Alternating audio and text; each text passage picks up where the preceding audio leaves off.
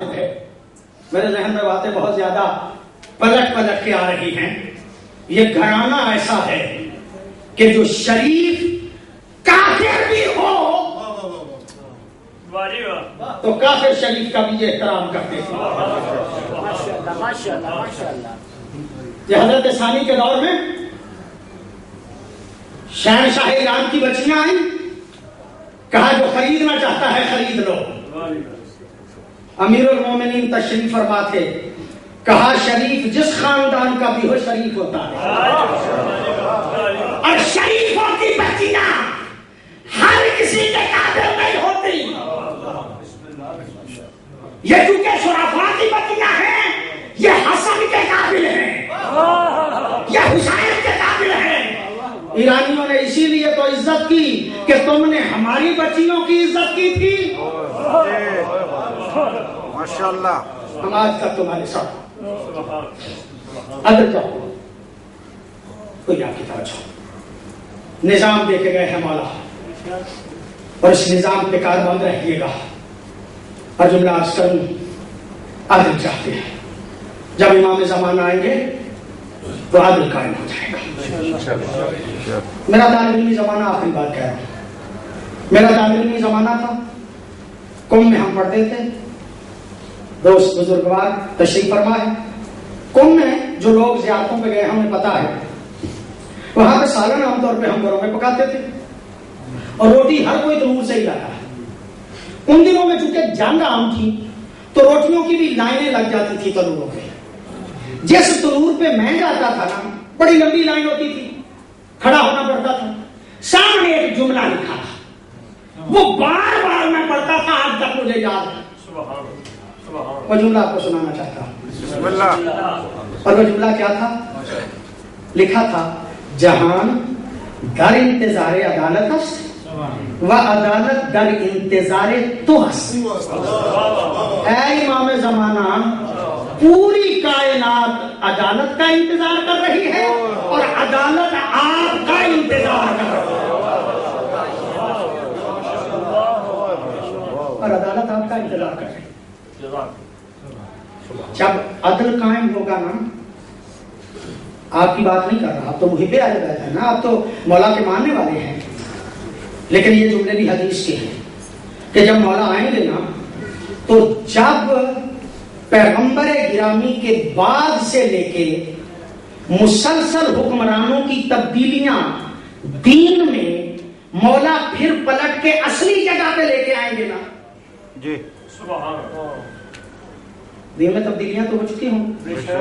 کہ مولا علی کے دور میں ایک نماز پڑھی جاتی ہے رمضان میں, مولا نے کہا کہ روک دو اسے, یہ بعد کی تبدیلی ہے, نبی والی نہیں. بے شک. کے لفظ مولا نے کہا کہ روکو اسے. مولا امام حسن کو کہا کہ جاؤ جا کے ان کو منع کرو.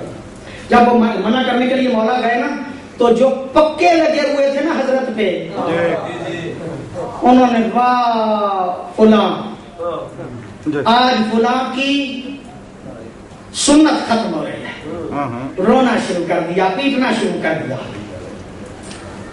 مولا دیکھ کے کہتے ہیں ان کے حال پہ چھوڑ رہنے دو, جب یہ خود سعادت مند نہیں بننا چاہتے, جب یہ خود جنت میں جانا نہیں چاہتے, تو ہم ان کے بارے میں اور کیا کریں؟ ہم نے تو منع کرنا, چھوڑ دو ان کو ان کے حال. لیکن جب امام زمانہ کی حکومت آئے گی نا, تو پھر رعایت نہیں ہوگی. پھر جس کا جو نظریہ غلط ہوگا, امام زمانہ اسے بدل کے رکھ دیں گے. جو بدعت ہوگی اس کو امام زمانہ ختم کر دیں گے. یہی وجہ ہے کہ لوگ کہیں گے یاتی بدین جدید, یہ تو کوئی مذہب ایسا ہے جو ہماری سمجھ میں نہیں آ رہا.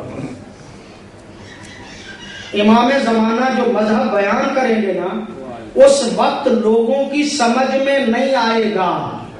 جی, ہمیں تو مزاج بنا لینا چاہیے نا کہ ہم اعتراض کرنے والوں میں نہ ہوں. سرکار امام زمانہ نے جو کام کرنے ہیں, دو کام کرنے ہیں, بہت اہم کام ہے. تو ایک کام کیا ہے کہ جنہوں نے حق زہرا غصب کیا تھا نا, ان سب کو قبروں سے اٹھانا ہے اور ان سے انتقام لینا ہے. اور جو سید الشہداء کے قاتل ہیں ان سب سے بھی مولا نے انتقام لینا ہے. لیکن جب مولا مذہب کو پیغمبر والی اور امیر المومنین والی صورت میں پیش کریں گے نا، لوگ اعتراض کریں گے کہ یہ دین ہماری سمجھ میں نہیں آتا، یہ کوئی نیا دین لے کے آ گئے ہیں. معافی چاہتا ہوں، آخری جملہ آپ کی خدمت میں عرض کر رہا ہوں. یہی وجہ ہے امام زمانہ کی کہ ظہور میں تو ابھی پتہ نہیں کتنی دیر ہے، ایک مجتہد نے علی والا نظام نافذ کرنے کی کوشش کی، دنیا کی سمجھ میں وہ نہیں آیا. دنیا کی سمجھ میں وہ نہیں آیا. اتنوں کا روز ناشتہ کرتا ہے، یہ واجب ہے. خمینی سمجھ میں نہیں آیا، علی والی حکومت کا تھوڑا سا برتاؤ جب آیا تو دنیا کی سمجھ میں خمینی نہیں آیا.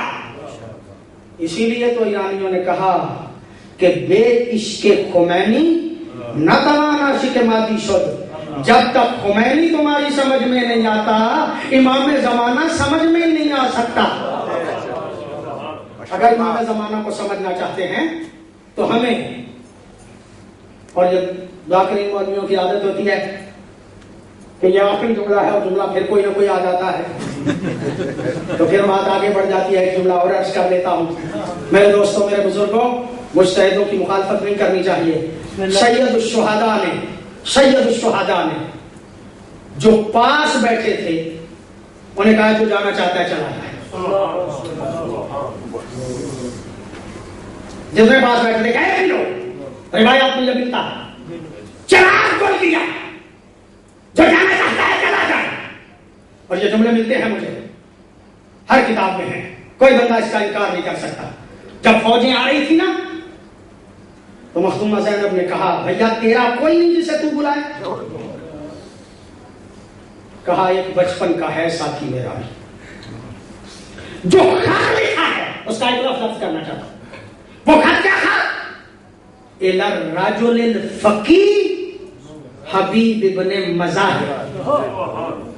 یہ خط ہے رجل فقی کی طرف جو حبیب ابن مظاہر ہے، یعنی سید الشہداء کو کربلا میں فقہا کی ضرورت ہے. پاس بیٹھوں کو اٹھاتے ہیں اور جو فقہا ہیں ان کو بلاتے ہیں. اپنا مزاج بنائیے تاکہ امام زمانہ کے ظہور کی تیاری ہو سکے. اور آپ انتظار کر رہے ہیں اس وقت، یقیناً ہم سارے منتظر ہیں اور امام منتظر ہے. امام کا انتظار کیا جا رہا ہے اور ہم انتظار کرنے والے ہیں. انتظار کرنا چاہیے. قبلہ فرما رہے تھے انتظار کا یہ معنی نہیں ہے کہ انتظار کی تسبیح پڑھتے رہے. انتظار کا معنی یہ ہے کہ اپنا کام بھی کرتے رہو اور دل میں امام زمانہ کے انتظار کی سوچ بھی رکھو. اور جب انتظار کی سوچ رکھو گے تو کیا معنی ہے کہ امام نے جن چیزوں کو آ کے پسند کرنا ہے ان چیزوں کو ہم اپنے اندر پیدا کریں، اور جن چیزوں سے امام کو نفرت ہے ان چیزوں سے ہم نفرت کریں. اور عرض کرنا آپ کی خدمت میں امام کے ظہور کی دعا کرنی چاہیے. یہ حق ہے امام کا کہ امام کے ظہور کی دعا کیا کرو. تو میرا سوال ہے کہ کیا آپ کے دعا کی امام کو ضرورت ہے؟ معصوم فرماتے ہیں صدقہ بھی دیا کرو معصوم کے نام پہ. کیا یہ صدقہ اور دعا آپ کی کہ معصوم محتاج ہیں؟ نہیں. جملہ عرض کر رہا ہوں آپ کی خدمت میں. مجھے یہ بتائیے گا کہ آپ کی نمازوں کی اللہ کو ضرورت ہے؟ آپ کے سجدوں کی اللہ کو ضرورت ہے؟ نہیں. اللہ تمہارے سجدوں کا محتاج نہیں. سجدہ کرنا اس لیے ہے کہ پتہ چل جائے آپ بندے ہیں اور وہ اللہ ہے. ماشاءاللہ. سجدہ اس لیے کرنا ہے تاکہ تاکہ کائنات کو پتا چلے کہ آپ بندے ہیں اور وہ اللہ ہے. معصوم کے لیے دعا اس لیے کرنا ہے تاکہ پتا چل جائے کہ وہ امام ہے اور آپ رعیت ہیں.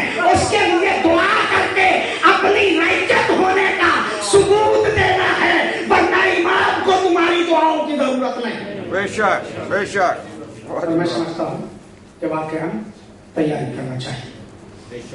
اجل اللہ فرجہ الشریف. اے اللہ امام زمانہ کے ظہور میں جلدی فرما. اور یقیناً جب امام زمانہ کے ظہور میں جلدی ہوگی تو ہمیں اپنی سوچ، اپنی فکر، اپنا دل و دماغ، اپنی صورت، اپنا گھر، اپنا باہر، ہر چیز کو امام زمانہ کی منشا و مرضی کے مطابق کرنا چاہیے. الہی بحق محمد و آل محمد ہمارے لیے ٹوٹے پھوٹے الفاظ اپنی بارگاہ میں قبول و منظور فرمائے. الہی بحق محمد و آل محمد ہمیں صحیح معنوں میں سیرت معصومین پر چلنے کی توفیق عطا فرما. ہمارے صغیرہ و کبیرہ و گناہ معاف فرما. سرکار امام زمانہ کی حقیقی معنوں میں معرفت عطا فرما. الہی بحق محمد و آل محمد ہمیں اپنے ماحول کو خاص طور پہ میں التجا کروں گا آپ کی خدمت میں سارے مومنین اپنے اندر سے قدورتیں ختم کریں، نفاق، حسد، بغض ختم کریں، ایک دوسرے سے محبت کریں، پیار کریں.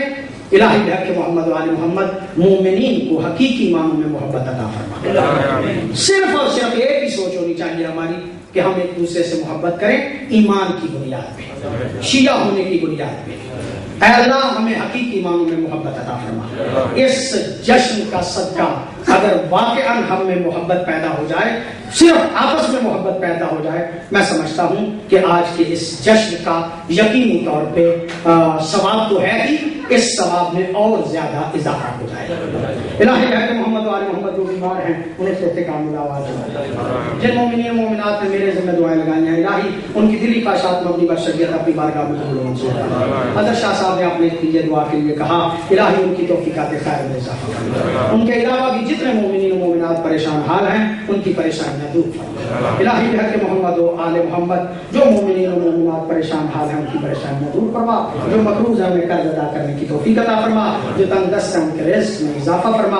الہی بحق محمد و آل محمد ہمیں دین کی صحیح طور پہ سمجھ عطا فرما. الہی بحق محمد و آل محمد علماء اعلام کا سایہ ہمارے سر پر محفوظ فرما. سرکار حجت کا جلد ظہور فرما اور ہمیں ان کے جانشینوں میں جگہ عطا فرما.